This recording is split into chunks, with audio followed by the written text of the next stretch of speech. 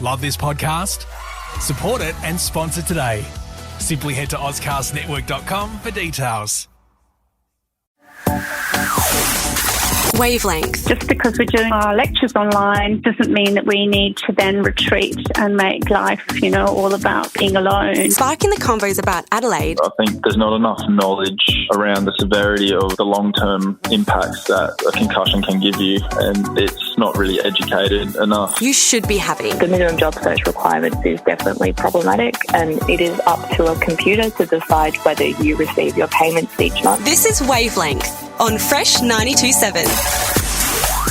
Welcome back to Wavelength, sparking the convos about Adelaide you should be having. We're your hosts. I'm Grace and joined by the beautiful Cass. We hope you're having a gorgeous Monday night. Before we jump in, we do acknowledge that we are recording Wavelength on the land of the Kaurna people of the Adelaide Plains and pay respect to elders past and present. We recognise and respect their cultural heritage, beliefs and relationship with the land. We acknowledge that they are of continuing importance to the Kaurna people living today, and we also extend that respect to other Aboriginal language groups and other First Nations. Wavelength will be starting each episode with a welcome to country from now on, which I think is really exciting. Overdue, but I'm happy it's here now. How's your weekend been, Grace? It's been great. Done a little bit, got out, went to the markets. What about you? That's beautiful. I went to a party on the weekend and it was the first party I've been to in a while where I only knew one person, and it's a humbling experience, isn't it? Absolutely. I'm a very confident person normally, but I walked in and I was a little shaky. I went straight for the drinks, went straight for the champers, but it was good. We had a great time. It was awesome. Yeah, and it wasn't nerve-wracking after like 10 minutes. No, it's just about the whole getting there. Yeah, for sure. But it has been a good week in Adelaide in general. We had the Tasting Australia just open, and we also had Cywood Estate Vintage and Vinyl happen on the weekend, which Fresh was a part of. Very exciting. Neither of us went. We did not go, but I heard amazing things. Definitely go down to Tasting Australia if you can. It's been a big week, so let's just jump in, shall we? Tonight we are talking about sport in Adelaide. Ben talks to Checkers and Say Ray, who are part of a 3-person group called Marmalade on TikTok. As well as Marco talks with Val Migliaccio and helps us understand the new phone traffic cameras. Later on, Lilianna talks us through all the good news that happened this week. But before we get into any of that, Trevor speaks with Derik, Lynch and Matthew Thorne, the narrator and cinematographer from Dipped in Black, an Adelaide-made film about Derik's life living as an Indigenous person. Trevor, take it away. Wavelength on Fresh 92.7. G'day, my name is Derik. Well, the film is about my journey, my story, living in Adelaide and returning home to country, to my community up in the Northern Territory. What first inspired me to tell the story? I think it's important for a lot of animals that are living in the city to always remember their roots, their background, their culture, their community, their home, the country and how strong it is, the spirituality that lives within the country. I wanted to tell this story because I wanted to inspire a lot of people. The film has had many successes in the Biennial International Film Festival, winning the Silver Bear for short films and the Teddy Award for Best LGBTQI-themed short film. How does it feel and how has that experience been? It's the first Australian film that's ever won a gold or silver bear in competition. I mean, certainly it was not something that we went to Berlin and thought would happen. Definitely not.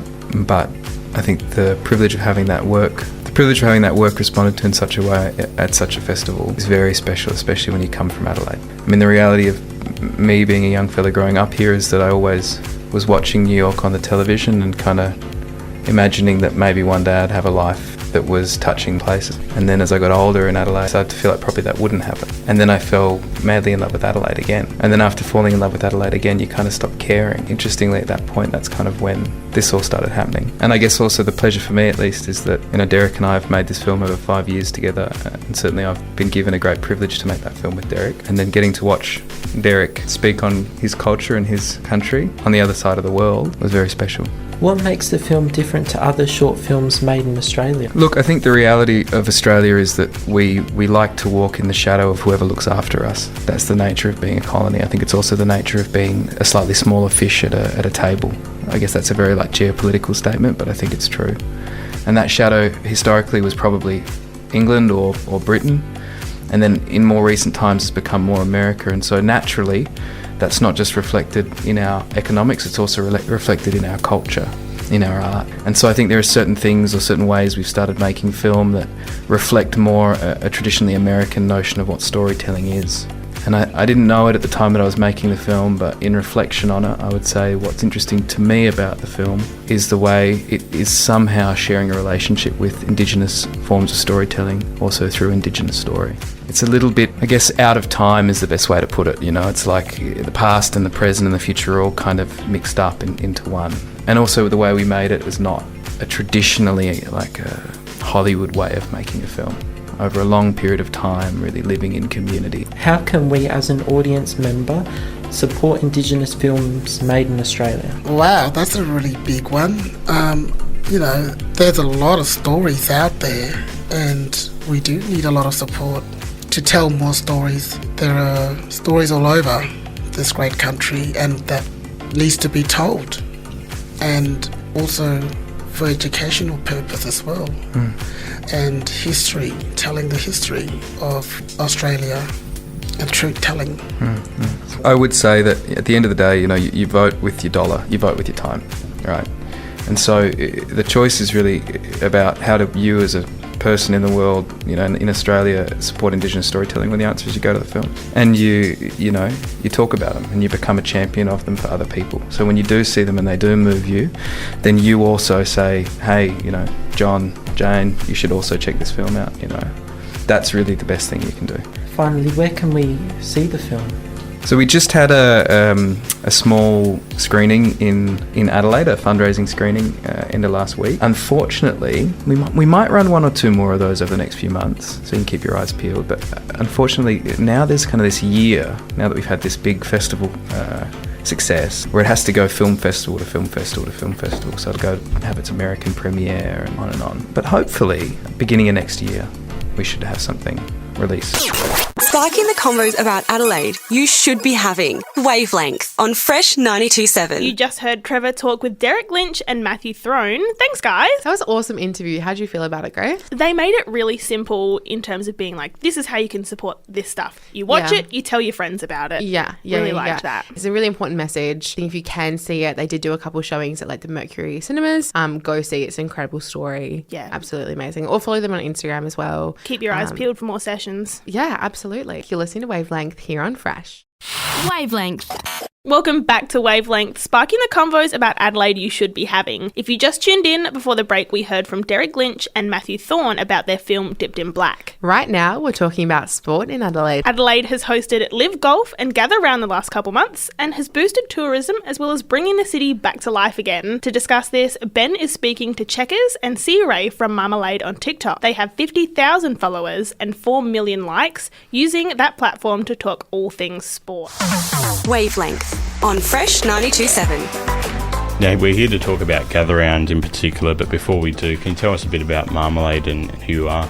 We're 3 guys at the moment. It was a bit of a collective project. We're from Adelaide, and we just pretty much make a lot of AFL footy-based content, but also like a range of sporting-based content across TikTok, Instagram, a lot of video, short-format video content, but yeah. Can you tell us about your involvement during Gather Round? Yeah, we sort of just planned to go as fans originally, so we bought tickets to all 9 games. We had a few collaborative projects lined up with some other brands and like other people. Obviously bumped into a few people there. There's a lot of people here from interstate that we were keen to connect with, but we did a collaborative piece with the AFL on the Thursday night, which is probably a major piece for us that weekend, where they gave us some microphones and a cameraman on the hill, and we just got to roam around and interview people. So yeah, really just having a bit of fun. Pretty synonymous on the hill, aren't you? Yes, it's coming out. Well, I mean, just being like content creators in the sporting field, that's a great place to be. It's for the hills where it all goes down. As you went to all 9 games during Gather Round, why do you think it was so successful? Adelaide's a footy-based state, and I mean, we haven't had a really big like that. We don't have the grand final. We just got to really showcase what Adelaide footy fans are about. I mean, we have the showdown, and you can't get a ticket from interstate. It's too hard, and it just showed everyone how much we love footy and how good it is here. Yeah, how was the atmosphere at Mount Barker? And do you think we'd benefit from more regional or hills games in the future? Yeah, I really enjoyed the atmosphere at Mount Barker. It had a real country footy type feel. They had the community barbecue cooking, and you could smell it all around the ground. We love the Adelaide Oval Hill, but about 90% of that ground was a hill. So you're standing on the grass. You can get the dew coming up off the grass. You can smell the barbecue. It's actually pretty nice deck as well. Like, they did a lot of work out there, and you could tell it was like up to pretty much AFL standard. I'd love to probably even just play a few like regular season games there outside to gather around. I mean, it might be a bit hard, obviously, because you can't fit as many people in, but it'd be cool to chuck like a smaller fixture out there during the year, or just trial some of those country locations. It's not too hard to get out there in Adelaide. Traffic's not too bad. Yeah, look, that's footy with the barbecue, isn't it? Just bring the atmosphere. There's a different atmosphere for sure. We're not used to it in AFL games, so something new, something made me feel like I was playing D grade on the weekend. So, and I guess which supporters engage with you the most, and which fans were the loudest in your opinion? Definitely Port fans. I mean, I'm a Crows fan myself, but the Port fans just go crazy. I mean, never tear us apart, and they're always loud. No matter what game, it could be Port versus like a bottom four side, and there's just always 45,000 plus there going crazy. I found the Collingwood crowd on Sunday was crazy as well. They had the big Collingwood chant going around the ground, which is something you recognise with the MCG, but I didn't expect to see it at Adelaide Oval. So. Yeah, it's very different. I guess just even having the interstate teams here and giving supporters in Adelaide a chance to view them is something really good for spectators, I think. So this year you're saying never tear us apart with the Premier Peter Malinauskas and open footy cards with the current CEO Gillette McLaughlin. How can you top that, and do you have any ideas for improvement now that we've guaranteed the festival footy for a further 12 years? I mean, the stuff that went down, most of it was on the fly for us this year. We didn't have a lot of it pre-planned. We had a few smaller ideas that we sort of like pre-scripted out, but a lot of them we didn't even run with, and all the stuff we're just coming up with on the spot. So it's going to be interesting whether we plan a bit more content next time. I guess now we've got a whole year, we know it's coming back, we can probably spend a little bit more time or put a little bit more effort into like maybe nailing a bigger piece, or coming up with an idea or a stunt we can pull. Do you have any exclusives for next year? Have you got anything lined up with any collaborations? Or not really at this point. We know that a lot of the creators, we had a lot of creators from Victoria come across for, I know there was a couple of creators from WA came across as well in the footy space, so it'll be interesting to see next year. I think a few of them didn't come as well, so I'm wondering whether next year the other guys that didn't come across this year, whether they get a bit jealous, they might all come across. I guess Adelaide being quite central, being right smack bang in the middle of Australia, it's definitely the prime position. Do you think it's going to be beyond the 3 years that you think we'll guarantee, or do you think there's room to grow? Hard to tell. I mean, yeah, you're right, Adelaide's so close to everything else, like just outside of it. But I mean, I think it'd be a wasted opportunity not to send it to other places, but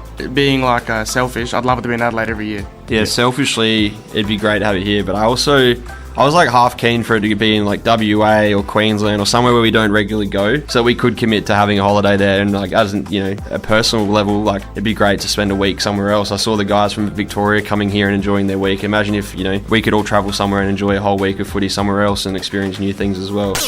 Sparking the convos about Adelaide you should be having. Wavelength on Fresh 92.7. Thanks for that, Ben and Marmalade. Up next, we hear from Val Milacho about the FIFA Women's World Cup. You're listening to Wavelength here on Fresh. Wavelength. Welcome back to Wavelength. The Women's FIFA World Cup is coming up in July, and Adelaide is lucky enough to host 4 group matches. That is a huge win for Adelaide tourism. To find out more, Marco spoke with Val Milacho. Take it away, Marco. Wavelength on Fresh 92.7. Thank you, girls. It is less than 100 days to go until the FIFA Women's World Cup gets underway. It will be co-hosted by Australia and New Zealand, marking the biggest event to hit Australian shores since the Sydney Olympics in 2000. Val, despite the importance of this event, why do you think the Women's World Cup is not getting a significant promotion, considering how soon it will happen? Yeah, well, in my opinion, I think it's the Australian public, the Australian media, not really aware about how big this tournament is right across the world. It's going to pull so many eyes towards Australia. Stadiums, I think, are almost completely sold out in Australia and New Zealand. And it is the biggest women's sporting event in the world. This is the single biggest women's sporting event in the world. And I've been lucky enough to be to 2 World Cups, one in Canada, which is not really a football country, but it was a resounding success, and one in France, which is a football country. It is enormous. And I'm extremely disappointed, to be quite frank, about the lack of coverage, the lack of excitement, the lack of build-up, and the lack of focus, because once this tournament gets underway on July the 20th, and it'll be 2 games, New Zealand v Norway, in New Zealand, Australia v the Republic of Ireland, and same Australia in Sydney, we're going to, weeks out, we're going to have an immediate conversion on Australia, and I'm hoping we're not going to be embarrassed, because I don't think we're ready for it on the outside for sure. Thanks, Val. Adelaide will host 5 teams during the World Cup, including England, Brazil, China, South Korea and Morocco. The games will be played at Hanmar Stadium.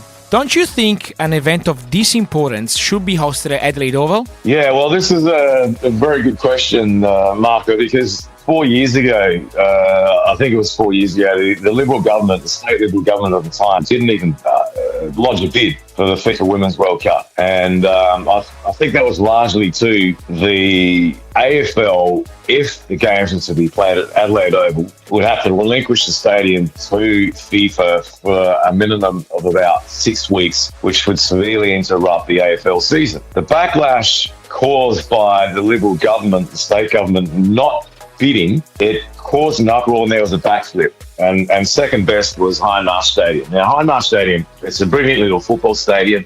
We've got a team like England. You would think a team like England in South Australia would draw 53,500 fans. My only answer to that is that they've appeased the AFL to not interrupt the AFL season. This is why it's a little bit sad, because the importance of this tournament is global.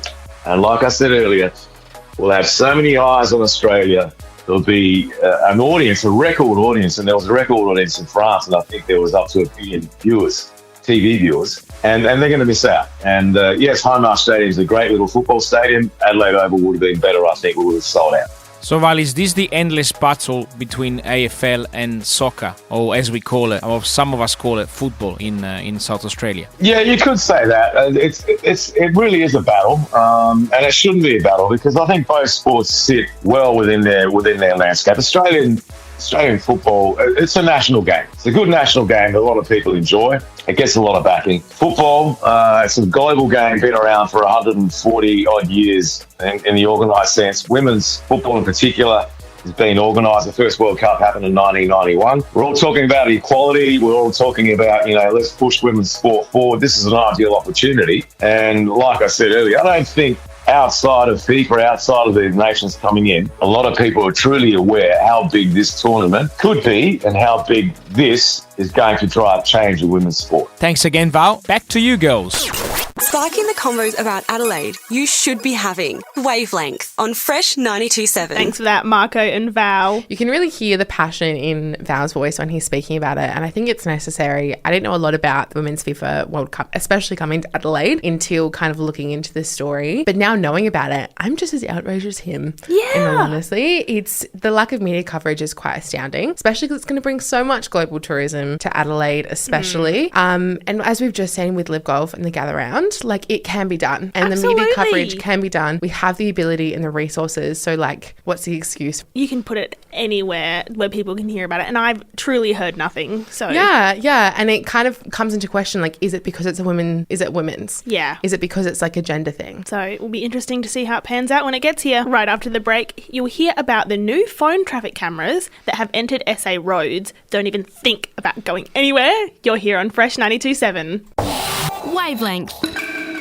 Welcome back to Wavelength, sparking the convos about Adelaide you should be having. Mobile detection cameras have rolled out across SA, the mission being from the state government to ensure safety of drivers and reduce phone activity behind the wheel. To find out more, Marco talks us through it.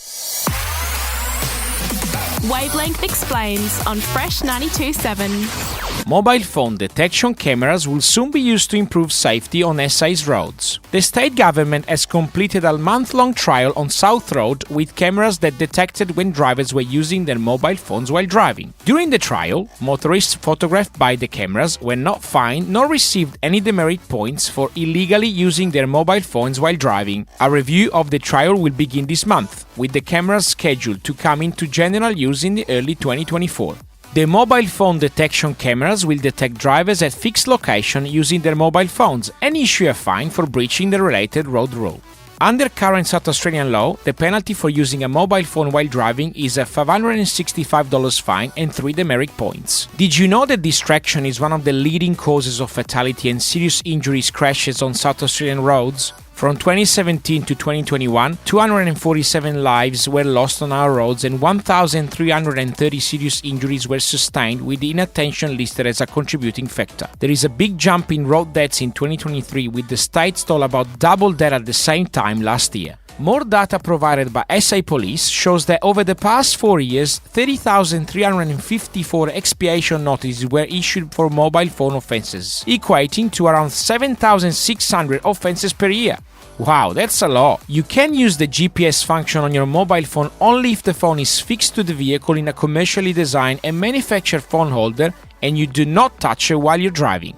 But be careful, you will need to set the GPS location on your mobile phone before starting your journey, and if you need to make any changes while you're driving, you will need to pull over and park before making those changes. Remember, if you're a learner's permit or provisional P1 license holder, you cannot use any type of mobile phone function while driving. So, if you're listening to Fresh while driving, keep your eyes on the road and don't look at your phone. Ciao for now!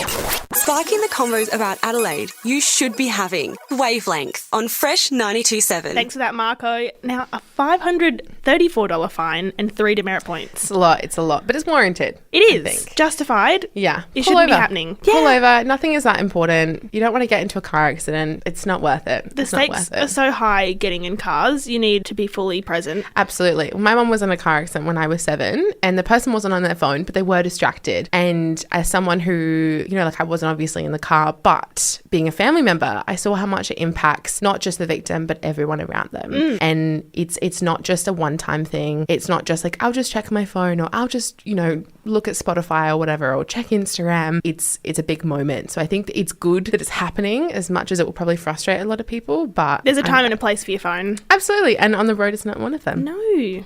Up next, we have heaps good news. You're listening to Wavelength on Fresh. Wavelength. Welcome back to Wavelength, sparking the convos about Adelaide you should be having. It's time for my favourite segment here on Wavelength. We have heaps good news. Lilianna, take it away. I know there's gonna be heaps good news on Wavelength. Shy away from the gloom and doom, Adelaide. Time to hear all the good that's happening. The ACT has become the first Australian jurisdiction to offer free universal access to abortion services. Medical abortions will be provided for free up to 9 weeks gestation, and surgical abortions up to 16 weeks. It will be available to all residents of the ACT, including those without a Medicare card.